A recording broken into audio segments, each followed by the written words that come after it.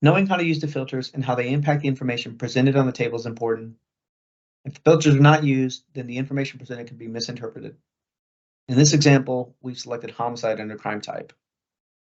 Comparing 2023 to 2022, we see that there has been a 2% reduction in the total number of homicide incidents and a 3% reduction in the total number of homicide victims. We would interpret this the same way when comparing 2022 to 2021, and so on and so forth. I'm now selecting non-fatal shootings under crime type. When comparing 2023 to 2022, we can see that there's been a 5% reduction in the total number of non-fatal shooting incidents and a 9% reduction in the total number of non-fatal shooting victims. We would interpret this the same way when comparing 2022 to 2021, and so on and so forth.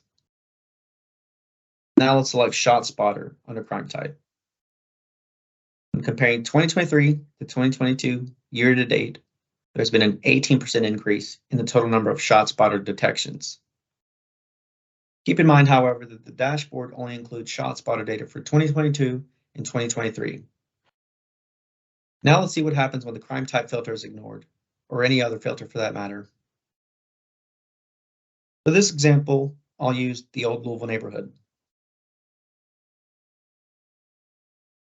As I mentioned earlier, the dashboard only includes shot spotter data for 2022 and 2023.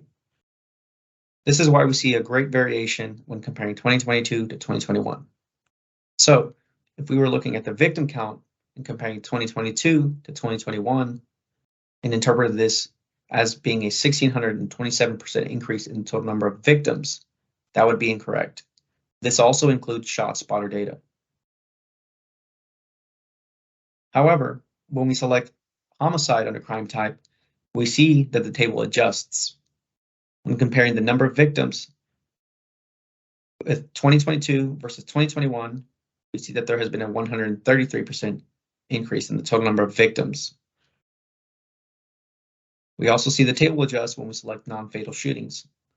When comparing 2022 to 2021, we see that there has been a 13% increase in the total number of non-fatal shooting victims.